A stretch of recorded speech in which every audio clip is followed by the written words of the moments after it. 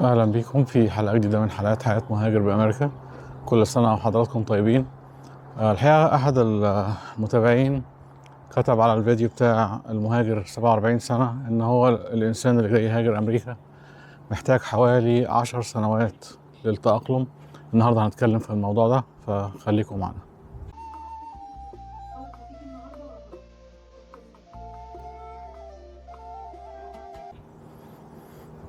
الحقيقة يعني 10 سنين أنا شايف إنه كتير قوي ووقت مبالغ فيه.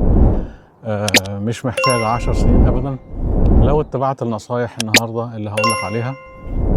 الحقيقة يعني خبراء الهجرة في أمريكا اتكلموا في بعض النصايح كده، وفي الآخر هقول لكم رأيي. الحقيقة بيقولوا إن أول حاجة لازم تعملها إنك بي اوبتيمستيك. أول حاجة لما تيجي أمريكا لازم تبقى متفائل. الحقيقة بشوف ناس كتير جدا بيجوا أمريكا وبيكتئبوا جدا وبيكرهوا الحياة، فعمرهم ما بيحققوا أي حاجة، وبيتقوقع على نفسه، بيقفل على نفسه، مبيبقاش عايز يكلم حد. فده يعني أول حاجة مدعاة للفشل، هو إنك تقفل على نفسك، تنعزل عن الناس. بالعكس، أول حاجة تفكر فيها إنك تفكر في مستقبلك اللي هو المشرق. تحاول إن أنت تلاقي إيجابيات جوه ذهنك إنك هتحقق مستقبل كويس، هيبقى حياتك أفضل. تخليك أوبتيمستيك، يعني تفكر في الأفكار الإيجابية مش السلبية. فكر إنك يبقى لك حياة جديدة، تكون أسرة، مستقبل أفضل، حياة أفضل، وتخليك على هذا التفكير الإيجابي طول الوقت. بلاش الأفكار الهدامة والسلبية، لأنك أكيد هتفشل الحقيقة يعني. وأول حاجة بيتكلموا فيها إنك تتعلم اللغات اللي موجودة في المنطقة بتاعتك. هتلاقي في بعض أماكن في أمريكا، طبعا الإنجليزي ده إذا ماست طبعا، لكن في أماكن في أمريكا بيبقى فيها الأسباني عالي قوي، أو الأسبان كتير قوي. شيء لطيف قوي إنك تتعلم صباح الخير، مساء الخير، إزيك، عامل إيه. حاجة زي كده بسيطة، بس بتخلي اللي قدامك يعني يبتسم ويبدأ يبص لك ويتكلم معاك كنوع من أنواع اللطف في المعاملة يعني. النصيحة التانية إنك تكتشف النيبرهود بتاعتك. شوف أنت عايش فين، المدينة اللي أنت عايش فيها، وتعمل زي حالاتي كده، تنزل تتمشى، يعني تحاول تبقى تعرف الشوارع، تعرف الناس بيتكلموا ازاي، حتى لو تسمع بس. مش شرط في البداية انك تحاول تتدخل في الحديث، لكن على الأقل المشي في الشوارع هتتعرف على الناس لابسين ازاي، بيتكلموا ازاي، طريقة تحياتهم لبعض. هتلاقي الحاجات اللي أنا قلتها في الفيديوهات اللي فاتت كثقافة أمريكية موجودة على أرض الواقع. فمن الأفضل أنك تفضل مستمع جيد ومشاهد جيد عشان تتأقلم على الوضع الجديد، وخصوصا يعني الجو ده من ضمن الحاجات اللي انت لازم تتأقلم عليها.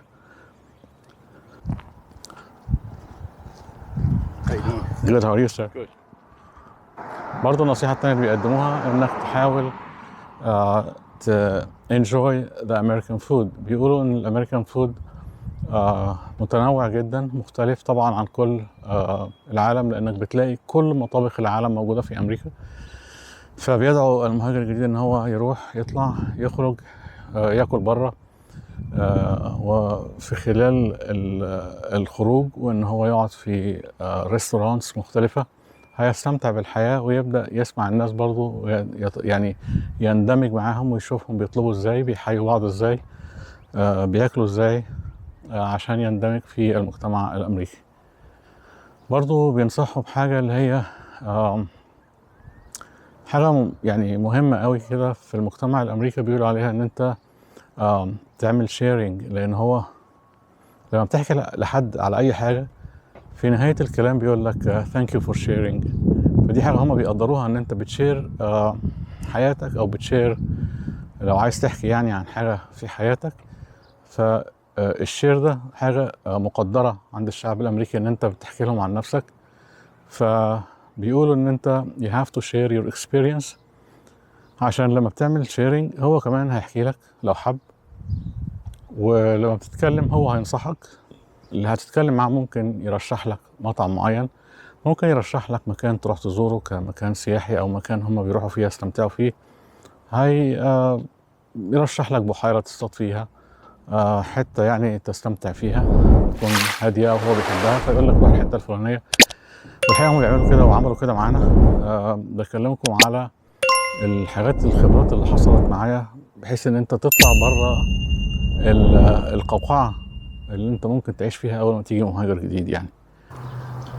برضو حاجة مهمة بينصحوا فيها avoiding judging others، انك ما تبدأش تحكم على الآخرين، لأنك أنت جاي مجتمع غريب عنك، هتلاقي نفسك بدون ما تدري تقع في مصيدة الحكم على الآخرين يعني، أو إنك تعيب عليهم يعني. بص لابس إزاي، ولاد كتير بيلبسوا حلقان، بنات كتير حالقين شعرهم زي الصبيان، طبعا ديل الحصان والحاجات دي، واللي عامل توكة واللي عامل مش عارف إيه، دي ثقافة بعيدة عننا. فانت هتلاقي نفسك واقع تحت مصيدة الجادج الاخرين، وانك تعيب عليهم بوي فريند وجيرل فريند، وبيتعاملوا معاملة الازواج تماما في الاشغال وفي كل حاجة. حتى ان بعض الاعمال بتمنع عمل البوي فريند والجيرل فريند مع بعض في نفس الديبارتمنت، لازم يحطوا كل واحد في حتة عشان ممنوع، يعني بيعملوهم معاملة الازواج او الاسرة الواحدة.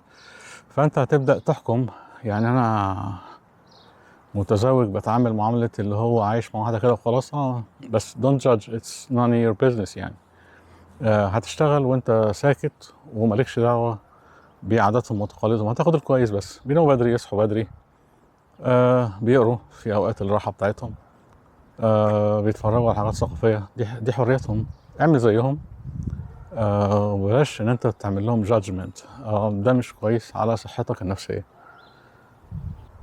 طبعا ده الموجود في كل الابحاث وفي كل المكاتب الهجرة او مكاتب الاستشارات اللي بتهتم بشؤون المهاجرين. لكن انا من ناحيتي يعني كخبرة شخصية بقول لك ان انت مش محتاج اكتر من سنتين انك تتأقلم تماما على المجتمع الامريكي، وطبعا اقل من كده على حاجة ممكن 6 شهور سنة تبقى خلاص، لكن بقول سنتين على الاقصى.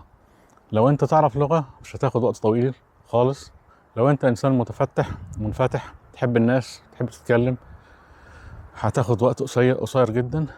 هيبقى العامل الوحيد اللي ضدك هو اللغة. لو تعرف لغة كويس هتضيع الفوارق دي خالص، وهتتأقلم بسرعة جدا جدا جدا جدا. لو انت مهتم بالثقافة الأمريكية وبتقرأ كتير في بلدك، ويعني إنسان مثقف وتعرف إنجليزي كويس، هتتأقلم بسرعة. الكلام ده مش صح انك تقعد 10 سنين، ده كلام مبالغ فيه، لكن على أقصى تقدير ان انت تبقى أقلم تماما هو سنتين، لكن خلال 6 شهور سنة هتقدر تعيش في أمريكا بطريقة كويسة.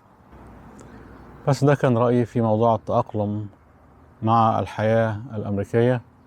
أرجو أكون فدتكم، أشكركم، وكل عام وأنتم بخير، وأشوفكم الحلقة الجاية إن شاء الله.